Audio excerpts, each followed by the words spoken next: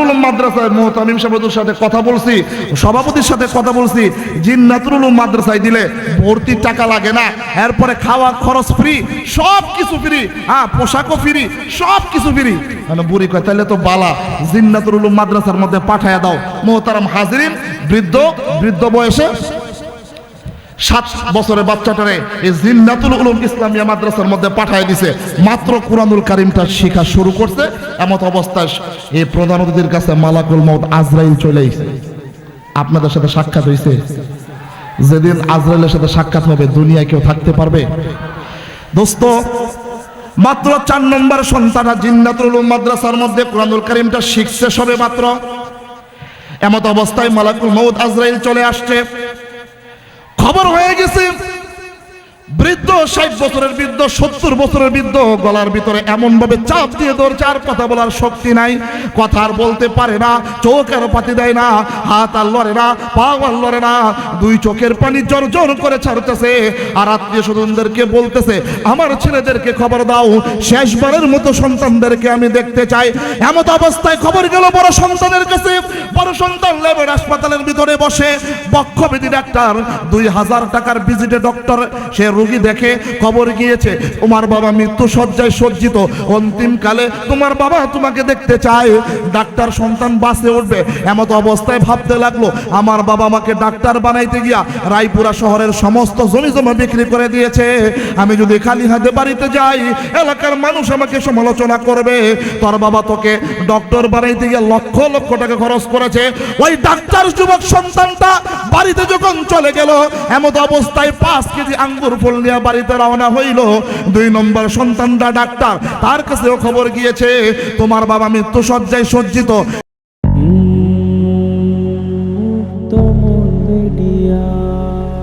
এসো আল কোরআনের পথে। এই জন্য বলি একটা সন্তানকে কোরআনওয়ালা বানান, দোস্ত কোরআনওয়ালা বানান। রাসূল বলেছেন তুমি নিজে কোরআনওয়ালা হও, যদি কোরআনওয়ালা না হতে পারো সন্তানকে কোরআনওয়ালা বানাও। যদি সন্তানকে কোরআনওয়ালা না বানাইতে পারো, কোরআনওয়ালার সাথে তুমি সম্পর্ক রাখো। এই জন্যই তো সভাপতি সাহেব কোরআনওয়ালাদের সাথে সম্পর্ক রেখেছে। ওয়াজ মাহফিল এত লক্ষ লক্ষ টাকা আয়োজন করে আজকের প্রধান অতিথি এসেছে, প্রধান অতিথি হয়েছে। উনি বুঝতে পেরেছেন এই দুনিয়া সংক্ষিপ্ত সময়, 60 বছরের জিন্দেগি, বুড়া জিন্দেগি, অস্থায়ী জিন্দেগির ভিতরে কোনো কিছুই করা সম্ভব না। আরে দোস্ত, শীতের মৌসুমে গরম থেকে বাঁচার জন্য কত কিছু আপনি সেট করলেন, গরমের মৌসুমে গরম থেকে বাঁচার জন্য এয়ার কন্ডিশন ফিট করলেন, আর টাইলস মৌজাক লাগাইলেন, 60 বছরের জিন্দেগি খরচ করে ছেলেদেরকে এস্টাবলিশ করলেন, মেয়েদেরকে বড় বড় করে বিবাহ দিলেন। কিন্তু ওই অন্ধকার কবরে 3.5 হাত প্যাকেটের ভিতরে আপনি আমি যখন শত শত বছর ঘুমিয়ে থাকবো, ওই অন্ধকার কবরে আরাম আয়েশের জন্য, বাত্তির জন্য আপনি আমি কি করলাম? শুধু দুনিয়ার দুনিয়া, সকাল থেকে সন্ধ্যা পর্যন্ত খালি দুনিয়ার দুনিয়া। রাত্রে ঘুমাইতে যাবে, আরে আজকে 3টা দোকান, একটা দোকানে বিক্রি কম হয় নাই, ফজরের আজান দিছে, নামাজ তো পড়েই নাই, 10টা 11টায় উঠছে, ওইটাই সর্বপ্রথম ম্যানেজারে ফোন দিছে যদি মালিক হয়ে থাকে, এই দোকান খুলছস, কর্মচারী আইছে।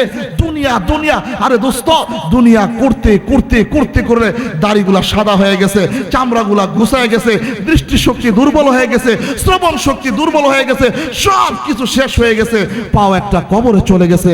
দোস্ত, একটু দিলের কান দিয়ে বুঝবেন, নিজেকে নিজে প্রশ্ন করবেন, 60 বছরের জিন্দেগিতে দুনিয়ায় 2টা 3টা 4টা 5টা বাড়ি করলাম, লক্ষ লক্ষ কোটি কোটি টাকা ব্যাংক ব্যালেন্সের মধ্যে রাখলাম, আরে দুনিয়ায় নিজের ছেলে মেয়েদেরকে প্রতিষ্ঠিত করলাম, আরে আমি একা অনন্তকাল অশত শত বছর ওই কবরে থাকবো, ওই কবরে আমি কি নিয়ে রওনা হয়েছি? টাকা পয়সা ধন সম্পদ কি আমার আপনার সামনে যাবে? কথা বলেন, যাবে? হালাল হারাম না মানিয়া কত টাকা করছো কামাই, এত টাকা রাখবা কোথায়, কাফনের তো পকেট নাই। কথা কয় না, কে আছে? হালাল হারাম না মানিয়া কত টাকা করছো কামাই, এত টাকা রাখবা কোথায়, কাফনের তো পকেট নাই। টাকা পয়সা লইয়া কি কেউ কবরে গেছে, টাকা পয়সা লইয়া কি কেউ কবরে গেছে, কি জবাব দিবি রে তুই আল্লাহর কাছে?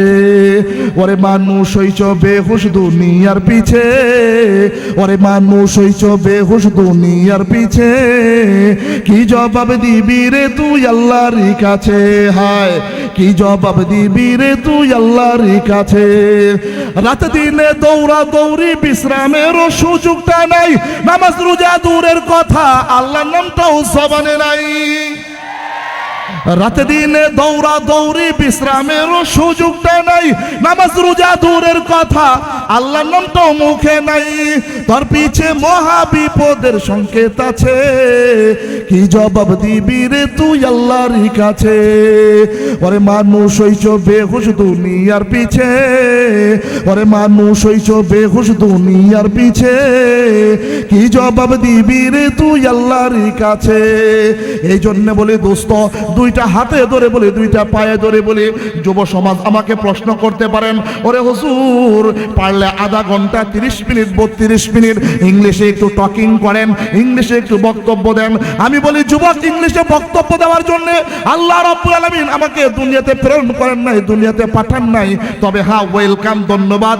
ইংলিশে যারা শিখতেছো, ইংলিশের শিক্ষায় শিক্ষিত হচ্ছ, ওয়েলকাম, ধন্যবাদ। তবে আমি বলি লক্ষ লক্ষ টাকা খরচ করে দেশে বিদেশে ইংলিশ শিক্ষায় শিক্ষিত হয়েছ, বিভিন্ন শিক্ষায় শিক্ষিত হয়েছ, কোটি কোটি টাকা খরচ করে সার্টিফিকেটের বুঝাই করেছ, কিন্তু কোরআনুল কারীমটা খুলে তুমি পড়তে পারো না, কোরআনুল কারীমটা দেখে দেখেও পড়তে পারো না। আমি বলি আসমানের নিচে জমিনের উপরে তোমার চাইতে পড়া কপাল আর দ্বিতীয় কেউ হবে না। মনে করেন আজকের মাহফিলের সম্মানিত প্রধান অতিথি যিনি, মনে করেন ধরেন ওনার 3 জন সন্তান। কয়জন? কথা কন না। 3 জন সন্তান। বড়টা হইলো ডাক্তার। বড়টা কি? ডাক্তার বানাইতে কি 10,000 টাকা লাগে? 20,000? হ্যাঁ, আমার প্রধান অতিথি সাহেব বড় সন্তান ডাক্তার বানাইতে গিয়া ব্যাংক ব্যালেন্সে যত লক্ষ লক্ষ টাকা ছিল, বিশাল বড় ডাক্তার বানাইছে, ল্যাবের হাসপাতালে বসে 2,000 টাকা ভিজিট রোগী দেখে গেল। 2 নম্বর সন্তান বানাইছে ইঞ্জিনিয়ার, সময় একবার সংক্ষিপ্ত করে ছেড়ে দিচ্ছি। 2 নম্বর সন্তান বানাইছে ইঞ্জিনিয়ার। তো ইঞ্জিনিয়ার যে সন্তান বানাইছে, তো ক্ষেত জমিন যা ছিল রায়পুরাই গ্রামের ভিতরে, এই চান্দির চরের ভিতরে, এই সমস্ত ক্ষেত খামার যা আছে সম্পত্তি সব বিক্রি করে 2 নম্বরটার বানাইছে ইঞ্জিনিয়ার, 3 নম্বরটার বানাইছে ব্যারিস্টার বানাইতে গিয়া আমার প্রধান অতিথি সাহেবের যত স্থাবর সম্পত্তি আছে ভিটা বাড়িটা ছাড়া, এইটা বিক্রি, ভিটা বাড়ি ছাড়া বাকি সব বিক্রি কইরা, হ্যাঁ, 3 সন্তান ডাক্তার ইঞ্জিনিয়ার ব্যারিস্টার 3টারে বানাইছে। একটাই থাকে গুলশান, আর যেটা ডাক্তার এটা থাকে ধানমন্ডি ল্যাবের সামনে, আর 3 নম্বরটা যেটা পুরান ঢাকায় থাকে জিঞ্জিরার ভিতরে বিলাসবহুল গাড়ি বাড়ি।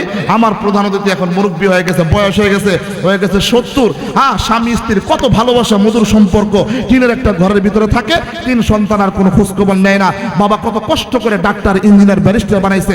এখন প্রধান অতিথির স্ত্রী গর্ভবতী। আলহামদুলিল্লাহ কন্যা কে? বৃদ্ধ বয়সে সন্তান দেওয়ার মালিক কে? তো সন্তান যদি আল্লাহ দেয় আপনারা নারাজ? তা আলহামদুলিল্লাহ কন। তো সন্তান আল্লাহ তাআলা বৃদ্ধ বয়সে 70 বছর বয়স আমার প্রধান অতিথির মাহফিলে আল্লাহ তাআলা একটা ছেলে সন্তান দিয়েছে। আলহামদুলিল্লাহ কন্যা, আটো জোরে কন্যা আলহামদুলিল্লাহ দিছে। এখন মাত্র কথা বলা শিখছে। এখন প্রধান অতিথি ওনার স্ত্রীরে বলে, কি বড় ছেলেরা ডাক্তার, দ্বিতীয়টারে ইঞ্জিনিয়ার, 3 নম্বরে ব্যারিস্টার বানাইতে গিয়া সব শেষ। যে একটা আল্লাহ দিল, এটারে কি বানাবি? স্ত্রী অনেক কিছু কয় না, 2 দাঁতের মুখ দিয়ে কি চাবর কাটে, পান খায়। আমি কি কমু, তুমি তো বানাইছো। এখন বলে হ্যাঁ, এই মাদ্রাসা জান্নাতুল উলুম জিন্নাতুল উলুম মাদ্রাসায় মুহতামিম সাহেবের সাথে কথা বলছি, সভাপতির সাথে কথা বলছি। জিন্নাতুল উলুম মাদ্রাসায় দিলে ভর্তির টাকা লাগে না, এরপরে খাওয়া খরচ ফ্রি, সব কিছু ফ্রি, হ্যাঁ, পোশাকও ফ্রি, সব কিছু ফ্রি। মানে বুড়ি কয় তাহলে তো বালা, জিন্নাতুল উলুম মাদ্রাসার মধ্যে পাঠায়া দাও। মুহতারাম হাজিরিন, বৃদ্ধ বয়সে 7 বছরের বাচ্চাটারে এই জিন্নাতুল উলুম ইসলামিয়া মাদ্রাসার মধ্যে পাঠিয়ে দিছে। মাত্র কুরআনুল কারীমটা শেখা শুরু করছে, এমত অবস্থায় এই প্রধান অতিথির কাছে মালাকুল মউত আজরাইল চলে এসেছে। আপনাদের সাথে সাক্ষাৎ হয়েছে? যেদিন আজরাইলের সাথে সাক্ষাৎ হবে দুনিয়ায় কেউ থাকতে পারবে? দোস্ত, মাত্র 4 নম্বর সন্তান জিন্নাতুল উলুম মাদ্রাসার মধ্যে কুরআনুল কারীমটা শিখছে সবে মাত্র। এমত অবস্থায় মালাকুল মউত আজরাইল চলে আসছে। খবর হয়ে গেছে বৃদ্ধ 60 বছরের বৃদ্ধ 70 বছরের বৃদ্ধ গলার ভিতরে এমন ভাবে চাপ দিয়ে ধরছে আর কথা বলার শক্তি নাই, কথা আর বলতে পারে না, চোখ আর পাতি দেয় না, হাত আর লড়ে না, পা আর লড়ে না, দুই চোখের পানি জোর জোর করে ছাড়তেছে আর আত্মীয় স্বজনদেরকে বলতেছে আমার ছেলেদেরকে খবর দাও, শেষবারের মতো সন্তানদেরকে আমি দেখতে চাই। এমত অবস্থায় খবর গেল বড় সন্তানের কাছে। বড় সন্তান লেবের হাসপাতালের ভিতরে বসে বক্ষবিধি ডাক্তার, 2000 টাকার ভিজিটে ডক্টর, সে রোগী দেখে খবর গিয়েছে তোমার বাবা মৃত্যু শয্যায় সজ্জিত, অন্তিমকালে তোমার বাবা তোমাকে দেখতে চায়। ডাক্তার সন্তান বাসে উঠবে এমত অবস্থায় ভাবতে লাগলো আমার বাবা আমাকে ডাক্তার বানাইতে গিয়া রায়পুরা শহরের সমস্ত জমি জমা বিক্রি করে দিয়েছে, আমি যদি খালি হাতে বাড়িতে যাই এলাকার মানুষ আমাকে সমালোচনা করবে, তোর বাবা তোকে ডক্টর বানাইতে গিয়ে লক্ষ লক্ষ টাকা খরচ করেছে। ওই ডাক্তার যুবক সন্তানটা বাড়িতে যখন চলে গেল এমত অবস্থায় 5 কেজি আঙ্গুর ফল নিয়ে বাড়িতে রওনা হইল। 2 নম্বর সন্তানটা ডাক্তার, তার কাছেও খবর গিয়েছে তোমার বাবা মৃত্যু শয্যায় সজ্জিত, সেও যখন বাড়িতে রওনা হয়েছে 5 কেজি কমলা নিয়ে রওনা হয়েছে। 3 নম্বরটা হলো ব্যারিস্টার, তোমার বাবা শেষ মুহূর্তে তোমাকে দেখতে চায়। এই সন্তানটাও যখন রায়পুরের মধ্যে রওনা হয়েছে ঢাকা থেকে, সেও 5 কেজি আঙ্গুর ফল নিয়ে রওনা হয়েছে। দোস্ত, এলাকার সমস্ত মানুষেরা এসেছে। 3 সন্তান টাই কোট পরে আঙ্গুল বেদনা কমলা নিয়ে বাবার সামনে দাঁড়িয়ে রয়েছে। কঠিন মুহূর্তে আঙ্গুল কমলা বেদনা বাবার কি কাজে আসবে? কথা বলেন না।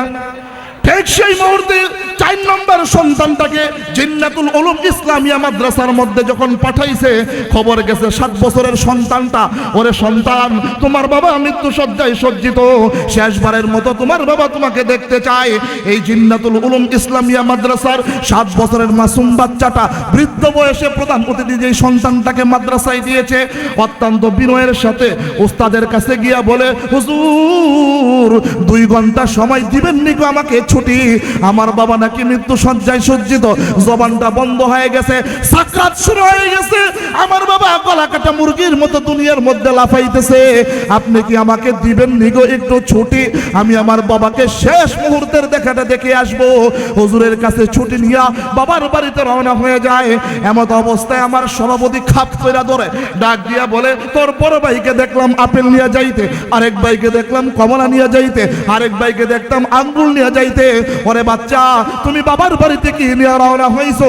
7 বছরের জিন্নাতুল উলুম মাদ্রাসায় কুরআনুল কারীম পড়ুয়া ছাত্রটা ডাক দিয়া বলে চাচা আমার মাদ্রাসায় উস্তাদ আমাকে পড়াইছে, যখন বাবার মৃত্যুর সাকরাত শুরু হয়ে যাবে, মৃত্যুর যন্ত্রণা যখন শুরু হয়ে যাবে, কঠিন মুসিবতের মুহূর্তে সন্তান যদি ডান পাশে বইসা কুরআনুল কারীমটা খুইলা সূরা ইয়াসিন তেলাওয়াত করা শুরু করে, হাবিবে আকবার কুরআনুল কারীমের ভিতরে এরশাদ করেন, হাদিসের ভিতরে এরশাদ করেন, সন্তান মৃত্যু পথযাত্রী বাবার সামনে বসে বসে কুরআনুল কারীমটা পড়ার বদৌলতে আল্লাহ রাব্বুল আলামিন মৃত্যুর যন্ত্রণায় মাফ করে দিবেন না, ইমানদার বানায়া দুনিয়া থেকে বিদায় করার তৌফিক দান করে দিবে। কি করলেন সন্তানের জন্য?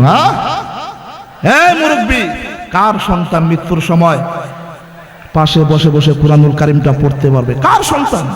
আমার রাসূল বলে কবরের সামনে দাঁড়ায় বেশি কিছু না, একবার সূরা ফাতিহা আর যদি 3 বার সূরা ইখলাস তেলাওয়াত করতে পারো, আমার হাবিব বলে আল্লাহ তাআলা হাদিসে কুদসির ভিতরে বলে পিতামাতার 40 দিনের কবরের আযাব সন্তান এই 2টা সূরা তেলাওয়াত করার কারণে আল্লাহ তাআলা মাফ করে দিবেন। তোমার সন্তান তো সূরা ফাতিহাই পড়তে পারে না, কি শিক্ষায় শিক্ষিত করলা দোস্ত? রাসূল বলেন সূরা ইয়াসিন যদি তেলাওয়াত করতে পারে, যদি সূরা ইয়াসিনটা তেলাওয়াত করতে পারে, সূরা মুলক তেলাওয়াত করতে পারে, আল্লাহ রাসূল বলেন আল্লাহ তাআলা তার পিতামাতার কবরের আযাব কত বছর মাফ করবেন এটা আল্লাহ তাআলাই ভালো জানেন। এই জন্য মোহতারাম হাজরিন, এই যে মাদ্রাসা ছাত্ররা পড়তেছে, মাদ্রাসার কত কিছু প্রয়োজন, কত হাজত, মাদ্রাসার কত কিছু প্রয়োজন। মাদ্রাসায় 2টা জিনিস মাদ্রাসায় লাগে, একটা হলো ছাত্র আর একটা হলো আসবাব। আসবাব অনেক প্রকার, আসবাবের দিকে না যাই, এই মাদ্রাসায় একটা সন্তান হলেও ওদের সন্তানটা বড় হয়ে গেছে, একটা নাতিও বড় হয়ে গেছে, বংশের ভিতরে একটা সন্তান এই মাদ্রাসায় দিয়া কুরআনুল কারীমের শিক্ষায় শিক্ষিত হবেন তো ইনশাআল্লাহ? কথা বলেন, হবেন তো ইনশাল্লাহ? আল্লাহ তাআলা তৌফিক দান করেন। দোস্ত, শেষ কথাটা আমি আপনাদেরকে বলে দিয়ে যাচ্ছি। আপনি শিল্পপতি, কোটি কোটি টাকার মালিক, আমি বলেছিলাম কোরআনকে যদি বন্ধু বানান, এই কোরআন মরণে, কবরে, হাসরে আপনাকে বন্ধু বানায় আল্লাহর তৈরি জান্নাতের ভিতরে নিয়ে যাবেন। এই তো মরণের কথা বললাম, কবরের কথা আপনাদেরকে বলতেছি। আপনাকে যখন কবরের মধ্যে শোয়াই দিয়ে আসবে, 3 টুকরা কাপড় পরিধান করা, যখন কবরের ভিতরে আপনাকে শোয়াই দিয়ে আসবে দোস্ত, তখন ওই কবরের ভিতরে যদি আপনি কোরআনকে বন্ধু বানায় থাকেন, কোরআনের বিধান অনুযায়ী দুনিয়াতে জীবন যাপন করে থাকেন, আল্লাহ রাব্বুল আলামিন বলেছেন এই কোরআনুল কারীমটা আপনাকে কবরে রাখার সাথে সাথেই একটা কবুতর পাখি রূপান্তরিত হয়ে আপনার মাথার কাছে এসে যাবে। আর একটু জোরে কন্যা, মুনকার নাকির চলে আসবে। মুনকার নাকির চলে আসার পরে এমত অবস্থায় আপনাদেরকে বলবে, মুনকার নাকির জিজ্ঞাসা করবে মার রব্বুকা, কবুতর পাখি করবে এই সাবধান, তো তুমি কে, তো তোমরা কে? আল্লাহর পক্ষ থেকে ফেরেশতা, এই আসামিকে আমরা তার প্রশ্ন জবাব করতে এসেছি, আল্লাহ তাআলাকে গিয়া জিজ্ঞাসা করো। এরপরে মুনকার নাকির চলে যাবে আল্লাহ তাআলার কাছে। দোস্ত, গল্প নয়, হাদিসের কথা বলছি। আল্লাহ তাআলার কাছে চলে যাবে, চলে যাওয়ার পরে বলবে, আয় আল্লাহ, এত কোটি কোটি মানুষের কবরে গেলাম, এত কোটি কোটি মুর্দেগানকে প্রশ্ন করলাম, এমন তো মুর্দেগানের সামনে যাই নাই। আল্লাহ তাআলা সব জানে কি জানে না? কথা কন্যাকে জানে কি জানে না? আল্লাহ তাআলা কুদরতি মুস্কি মুস্কি হাসবে আর ডাক দেবে, ফেরেশতারা কি হয়েছে?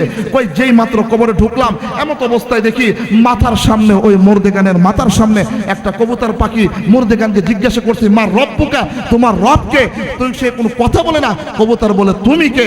আল্লাহ রাব্বুল আলামিন বলেন, ও আমার ফেরেশতারা, আর যেতে হবে না, যাও জান্নাতের ফেরেশতা পাঠিয়ে দাও কবরের ভিতরে। আমি আমার বান্দাকে মাফ করে দিয়েছি, কারণ আমার বান্দা শুরু লগ্ন থেকে বালেগ হওয়ার পর থেকে মৃত্যু পর্যন্ত কোরআনকে ভালোবেসেছে, কোরআনের বিধান অনুযায়ী চলেছে, কোরআন অনুযায়ী জীবন যাপন করেছে, কোরআনকে বন্ধু বানাইছে। যারা কোরআনকে বন্ধু বানাইবে, আল্লাহ রাব্বুল আলামিন বলেন এই কবর জগতে কঠিন মুসিবতের মুহূর্তে এই কোরআন তাদেরকে জান্নাতের আসবাব বানায়া, জান্নাতের টুকরা বানায়া কোরআন সেখান থেকে বিদায় হবে। চিৎকার মেরে বলেন সুবহানাল্লাহ।